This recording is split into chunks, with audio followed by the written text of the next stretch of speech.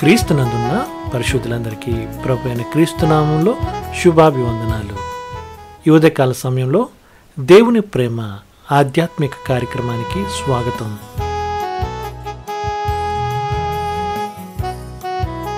ఆరు బాధలలో నుండి ఆయన నిన్ను విడిపించును, 7 బాధలు కలిగినను నీకు ఏ కీడును తగులదు. యోబు 5వ అధ్యాయం 19వ వచనం. ఎలీఫజ్ ఈ మాటల్లో దేవుని సత్యాన్ని పలికాడు. వారంలో ఎన్ని పని రోజులు ఉన్నాయో మనకు అన్ని రకాల బాధలు ఉండవచ్చు. అయితే 6 రోజుల్లోనూ పనిచేసిన దేవుడు మనం పూర్తిగా విడుదల పొందేంతవరకు మన పక్షంగా పనిచేస్తూనే ఉంటాడు. ఆయనతో పాటు మనం విశ్రాంతి పొందుతాం. ఆయనలో మనకు విశ్రాంతి ఉన్నది. శ్రమలు వరదలా ఒకదాని వెంట ఒకటి మనమీదకు వచ్చినప్పుడు మన విశ్వాసానికి తీవ్రమైన పరీక్ష కలుగుతుంది. ఒక దెబ్బ నుండి మనం కోలుకోకముందే మరో దెబ్బ మనమీద పడుతుంది. మనం తూలి నేలమీద పడిపోయే వరకు ఇలా దెబ్బమీద దెబ్బ పడుతూనే ఉంటుంది. అయితే అంతే త్వరగా దేవుని విడుదల కూడా కలగటం మనకు ఎంతో సంతోషకరం.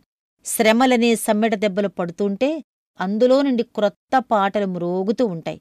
ఆత్మీయ ప్రపంచంలో దేవుణ్ణి ఒక ప్రియమైన కమ్మరిగా మనం చూస్తాం. మనకున్న గొప్ప ధైర్యం ఏమిటంటే, మన ప్రభువు 6 శ్రమలని చెబితే అవి ఖచ్చితంగా 6 మాత్రమే ఉంటాయి తప్ప అధికం కావు.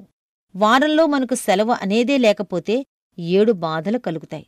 అయితే ఏమిటి?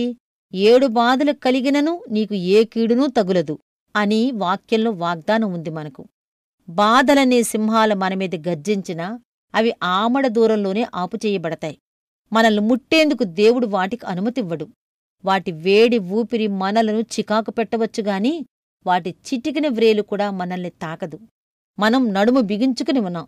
6 బాధలు కలిగినా 7 బాధలు కలిగినా వాటిని ఎదుర్కోటానికి సిద్ధంగా ఉన్నాం. దేవుణ్ణి పరలోకపు తండ్రిగా, రక్షకునిగా, పవిత్రపరచువానిగా అనుభవించని వారే భయపడతారు కాని మనం ఏ బాధలకు భయపడనవసరం లేదు. మీరు వింటుంది ట్రూ లైట్ ఛానల్ కార్యక్రమాలు.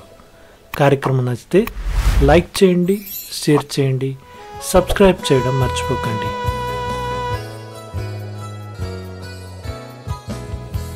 దేవుని ప్రేమ ఆధ్యాత్మిక కార్యక్రమాన్ని చివరి వరకు వీక్షించిన శ్రోతలందరికీ మా హృదయపూర్వక వందనాలు. తిరిగి మరలా రేపటి ఉదయకాల సమయంలో కలుసుకుందాం. అంతవరకు సెలవు. May God bless you. దేవుడు మిమ్మల్ని అందరినీ దీవించును గాక.